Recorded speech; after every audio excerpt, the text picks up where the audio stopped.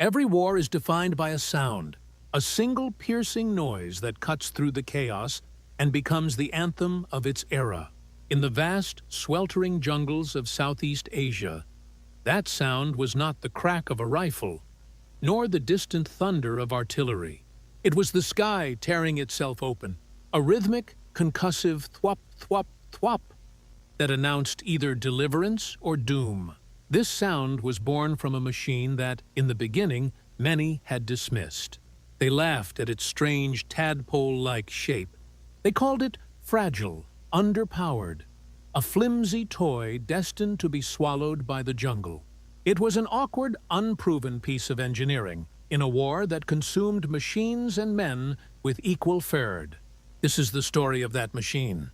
The Bell UH-1 Iroquois, but the soldiers who flew it and the men who waited for it gave it a simpler name, a name that became a prayer. They called it the Huey. This is the story of how the Huey, against all predictions, learned to lift the impossible and in doing so became the soul of an army. The laughter had its roots in the cold, hard lessons of Korea. The war on that peninsula had been a brutal slog, a return to the trenches and static front lines of a bygone era. The United States Army, the most powerful land force on Earth, had been fought to a stalemate by an enemy that used the mountains and the mud as its primary weapons. In the corridors of the Pentagon, a new generation of thinkers, men like General James Gavin, began to preach a new gospel. They called it air mobility. They dreamed of a new kind of cavalry, one that would trade its horses for helicopters, leaping over front lines, jungles, and rivers, striking deep into an enemy's heart before they could even react. It was a radical idea, and the establishment was skeptical. The Air Force, guardians of the sky, saw helicopters as slow, vulnerable targets, a distraction from their supersonic jets.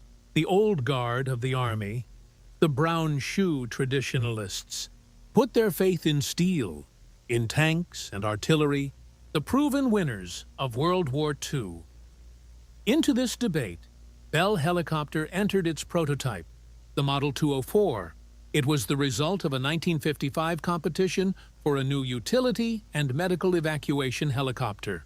When it was unveiled, it was unconventional. It had a single, massive cabin, a slender tail boom, and, most critically, a brand new type of engine, the Lycoming T-53 turboshaft.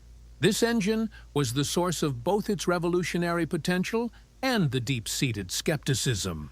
Until then, most helicopters were powered by complex, heavy piston engines, the same kind found in WW-2's fighters.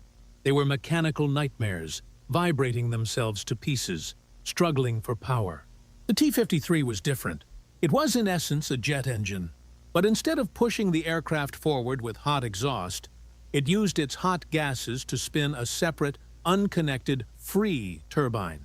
This free turbine then drove a gearbox, which spun the rotor. This technical innovation was the key.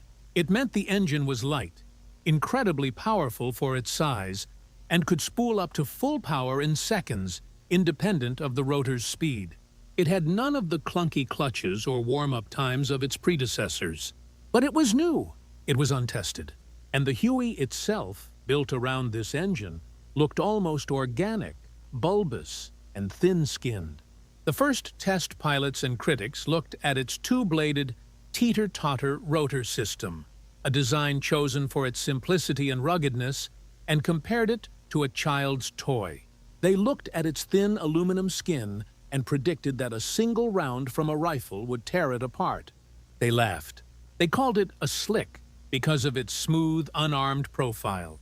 They called it a tadpole. They could not have been more wrong. The proving ground for this fragile toy was not a test range in Arizona. It was the Republic of Vietnam, and Vietnam was a place unlike any other. It was not a war of lines on a map. It was a war of shadows, of ambushes, of terrain that was, itself, the primary enemy. There were no roads. There were impenetrable triple canopy jungles where the sun never touched the ground. There were waterlogged rice paddies that could swallow a tank. There were mountains shrouded in perpetual mist. To move on the ground was to invite death. The only way to fight, the only way to survive, was to control the sky. Not the high-altitude realm of jets, but the nap of the earth. The few hundred feet of air between the treetops and the clouds. The doctrine of air mobility was no longer a theory. It was the only possible solution. And the only tool available for the job was the machine they had laughed at. The first Hueys arrived in 1962, and immediately they were asked to do the impossible. The first test was simple transportation. Could this machine, in the crushing humidity and 110-degree heat of Southeast Asia, even lift a full squad of American soldiers? The jungle environment was a helicopter's worst nightmare. The hot, humid air was thin, soupy. It offered the rotor blades little to bite into. Pilots would watch their gauges climb into the red, the turbine temperature warning light flickering as they tried to coax their heavily loaded machines off the ground. The engine, the T-53, would scream, a high-pitched whine that sounded like it was tearing itself apart. The helicopter would shudder, skids light on the dust, and for a heart-stopping moment, it would refuse to climb. The pilot, often a young warrant officer barely 20 years old, would be fighting a delicate battle with physics, his left hand on the collective, pulling just enough lift without choking the engine into a flameout. His feet would dance on the anti-torque pedals, keeping the nose straight as the machine wrestled against its own power. Then, with a final surge, the Huey would break free. The ground would fall away, and the squad of young GIs, packed like sardines in the cargo bay, legs dangling out the open doors, would feel the sudden, stomach-dropping relief of flight. They were airborne, skimming the tops of the trees at over 100 miles an hour, crossing in minutes terrain that would have taken days to hump on foot. The two door gunners, one on each side, clung to their M60 machine guns, their eyes scanning the endless green expanse below. They were the machine's teeth and its vulnerability. The open doors were a necessity, not just for quick exit, but for ventilation in the suffocating heat. The wind was a roaring, deafening torrent that filled the cabin, whipping away the sweat and the fear. This was the slick. This was the new cavalry. It was the first impossible lift, moving men where men could not move. But this very success created a new, terrifying problem. These slicks, landing in a tiny, hastily cleared patch of jungle called an LZ, or landing zone, were appallingly vulnerable. They were landing in the enemy's backyard. The moment that signature whop, whop, whop sound began its descent, every enemy soldier in the area knew exactly where to point his weapon. The slicks were being shot to pieces. The pilots, with no armor, were being hit. The infantry, jumping out, were being ambushed before their boots even touched the mud. The Huey, they realized, couldn't just be a horse. It had to be a dragon. This birthed the second impossible lift. The engineers, in a fit of desperate battlefield ingenuity, began to bolt weapons to the slicks. At first, it was just M60s on flexible mounts. It wasn't enough. They needed more. They needed firepower. This led to the development of the Hog, the first true gunship. They took a UH-1B, a slightly more powerful model, and strapped rocket pods to its sides, tubes carrying 7 2.75-inch rockets apiece. They added M134 miniguns, electrically driven Gatling guns capable of firing 6,000 rounds per minute. The sound of a minigun was not a rat-tat-tat. It was a terrifying, high-pitched brrrt, like a cosmic chainsaw tearing the air. When these guns fired, the entire helicopter vibrated, and the smell of cordite and burnt propellant would fill the cockpit, so thick it stung the eyes. The skeptics were back. They said the Huey was never designed to carry this much weight. The rockets, the guns, the thousands of rounds of ammunition. It was too much. It'll never get off the ground, they said. It'll be too slow to maneuver. Once again, they were wrong. The Hog was a beast. It was slow, yes. It was heavy. But it was a flying artillery battery. The pilots who flew them were a different breed. While the slick pilots focused on speed and evasion, the hog pilots flew into the fire. Their job was to circle the LZ, to find the enemy machine gun nests and mortar pits, and to saturate them with a storm of steel before the slicks arrived. They flew low, inviting the enemy to shoot at them so they could identify their positions and destroy them. This pink team concept, a tiny, nimble Loach, light observation helicopter, flying low to draw fire, with a hog flying high to pounce, was a deadly aerial ballet invented on the fly and made possible only by the Huey's ruggedness. This machine wasn't just metal, it was a pact. It was a promise from the pilots to the infantry that they would not be abandoned. This bond, forged in the heat of these jungle clearings, became one of the most powerful forces in the war.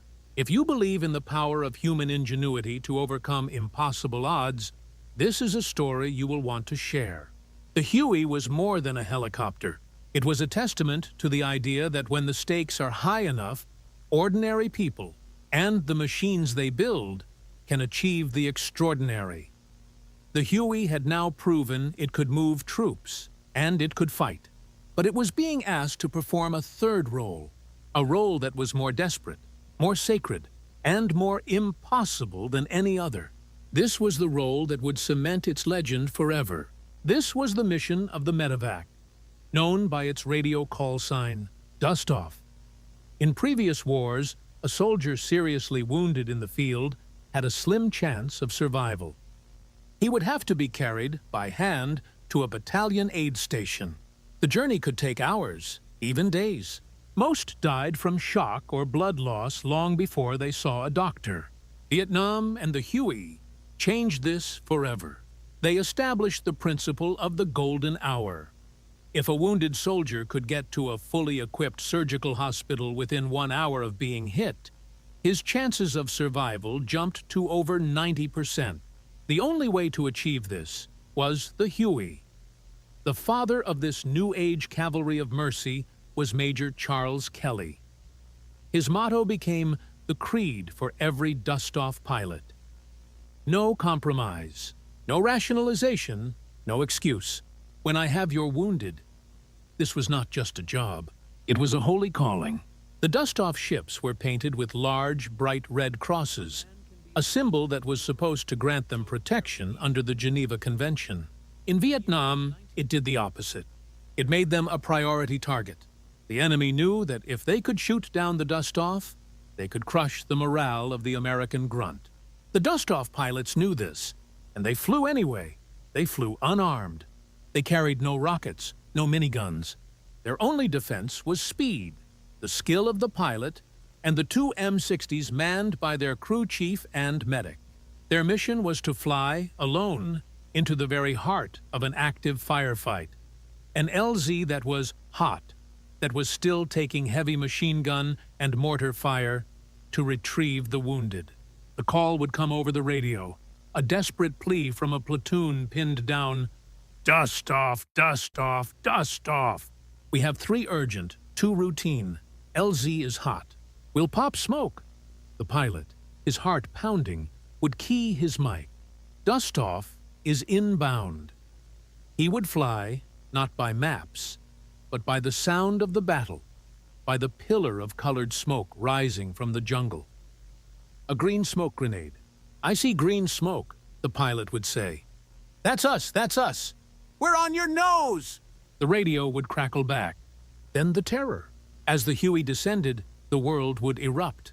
The jungle canopy would light up with muzzle flashes. The green tracers of the enemy's AK-47s would float up towards the cockpit, looking deceptively slow, beautiful, and utterly lethal. The thud, thud, thud of bullets striking the helicopter's skin would sound like a hammer hitting the fuselage right next to the pilot's head. The crew chief and medic would open fire with their M60s, their tracers lancing down into the trees, providing the only suppression they had. The pilot had to perform the most difficult maneuver in aviation, a pinpoint hover in a confined area with a tailwind while being shot at. He would bring the Huey down into a clearing no bigger than a backyard. the rotor wash from his blades flattening the elephant grass, stinging everyone's eyes with dirt and debris. He couldn't land. The ground was too uneven, or it was mined. He would hover, just a few feet off the mud, holding the 9,000-pound machine perfectly still by sheer force of will, his feet a blur on the pedals, his left hand making micro-adjustments to the collective, his right hand steady on the cyclic. The medic and crew chief would jump out of the hovering helicopter into the firefight, their medical bags in hand. They would run to the wounded men, triage them under fire, and begin carrying them, one by one, back to the ship. The smell in the cabin would become a sickening mix of aviation fuel, gunpowder, sweat, and the coppery tang of fresh blood. The floor would become slick. The pilot would be screaming over the intercom, "Get 'em on! Get 'em on! Let's go!" while he watched the enemy tracers coming closer and closer to his windscreen. This is where the true impossible lift happened.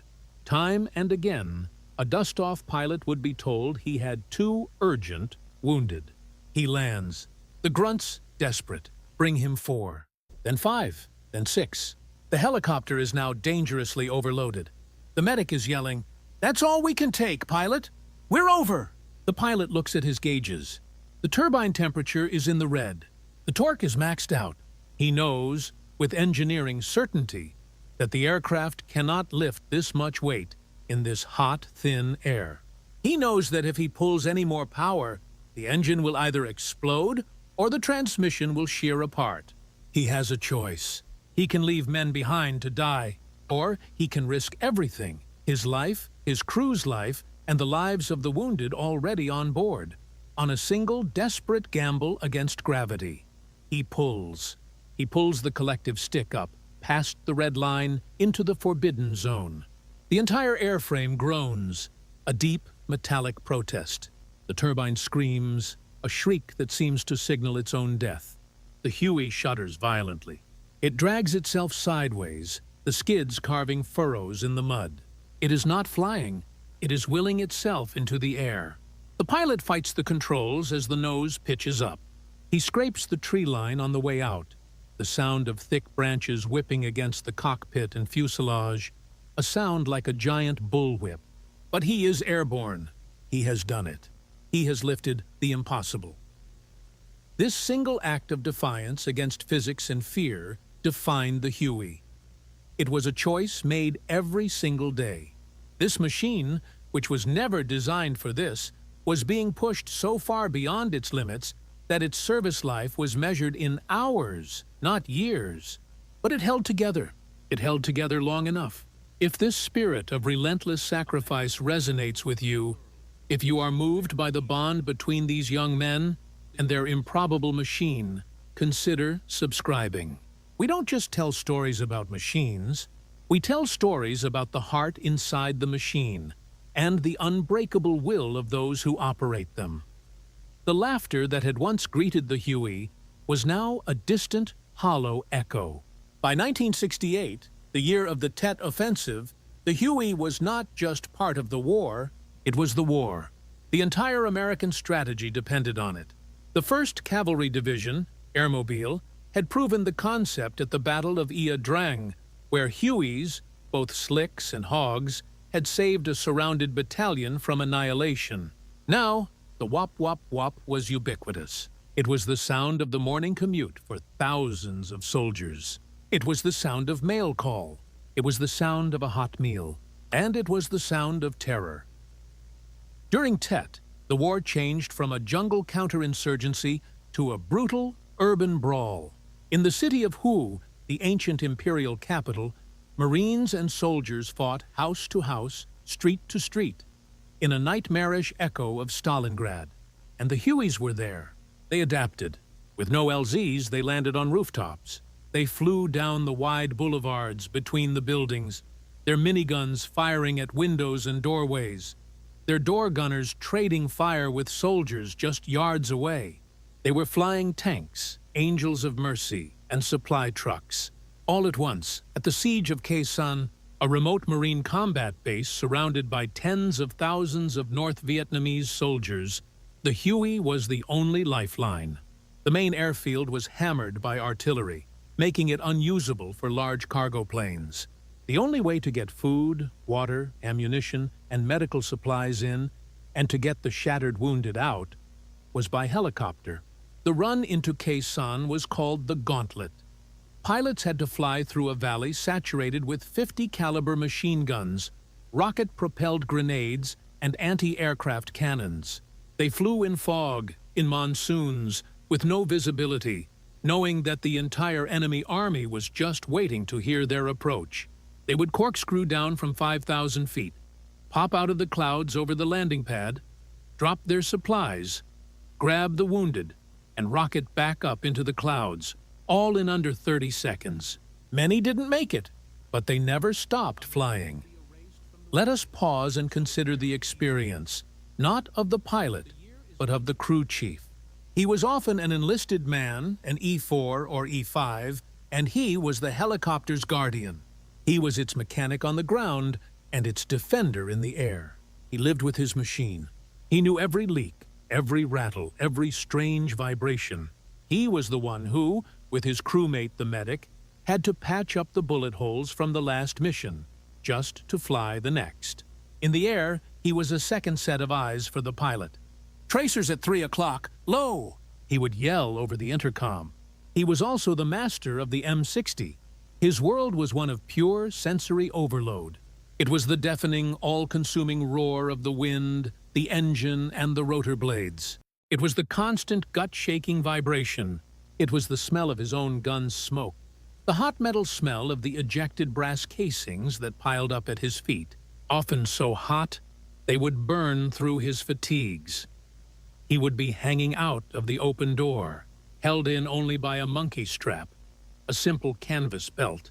He would watch the jungle floor, a blur of green, his gun ready. He would feel the thump of a round hitting the belly of the ship beneath his boots. He would see the red or green hydraulic fluid begin to leak onto the floor, a sign that they were hit, that they were bleeding. He would watch the pilot's hands on the controls, praying they were still alive. He would feel the ship lurch as the pilot evaded fire. And when they landed to pick up the wounded, he was the one who laid down the fire, who pulled the bleeding bodies on board, who held their hand, who told them they were going to make it, all while the world was exploding around him. These crew chiefs, thousands of them, were the unsung heroes of the Huey, living every mission on the knife edge of oblivion. The Huey, the machine they had laughed at, had become the single most important symbol of the American presence in Vietnam. For the soldier on the ground, the grunt slogging through the jungle, it was his entire world. It was his ride to work. It was his resupply. It was his firepower. And it was his salvation. They could hear it coming long before they could see it. That whop, whop, whop was the most beautiful sound in the world. It was the sound of hope. It was the sound that meant you were not alone. It was the sound of going home. But this legend was written in blood. The fragile tadpole AHA was, in fact, fragile. The critics had been right about that. It had no armor. Its fuel tanks were not self-sealing. Its transmission and engine were horribly exposed. A single, well-placed bullet could, and often did, bring one down. The Huey was a workhorse, but it was also a coffin. Over 7,000 Hueys were deployed to Vietnam. Of those, more than 5,000 were destroyed. They were shot down, they crashed due to mechanical failure in the extreme environment, or they were lost in operational accidents. More than 2,000 pilots and 2,500 crew members were killed flying them. The Huey had lifted the impossible, but the cost had been staggering. When the last American troops left Vietnam, the image broadcast around the world was not of a tank or a jet. It was of a Huey, perched precariously on a rooftop in Saigon, as desperate people climbed a ladder to escape. It was a machine born for war, ending its service in an act of frantic humanitarian rescue. The laughter has been silent for decades. The Huey did not just perform well. It fundamentally changed warfare forever. The doctrine of air mobility, which it had pioneered, is now the standard for every modern army on Earth. The helicopters that fly today, the Black Hawk, the Apache, the Osprey, are all descendants of the Huey. They are faster, stronger, and armored. They are what the Huey wished it could be. But they all stand on the shoulders of the awkward, two-bladed machine that proved it could be done. But its greatest legacy is not in military doctrine. It is in the hearts of the men who flew it and the men it saved. For a generation of veterans, that sound, that thwop, thwop, thwop, is not the sound of war. It is the sound of life. It is the sound of the dust-off, coming for them in their darkest hour. It is the sound of a promise kept. The impossible lift was never about a single heavy object. It was the cumulative weight of an entire war. The Huey was asked to be a taxi, a gunship, an ambulance, a scout, and a savior, all at the same time in an environment specifically designed to destroy it. The machine itself was just metal, wires, and fuel. What made it lift the impossible was the spirit of the young men inside it. The 20-year-old pilot defying physics to save one more soldier. The crew chief hanging out the door, firing his gun into the darkness. The medic shielding a wounded man with his own body. They, and the machine they loved, simply refused to fail. The jungle was hell. But the Huey proved that even in hell, angels could fly. If you were moved by the story of the Huey and the brave men who flew it, share this with someone who needs to hear a story of courage and ingenuity.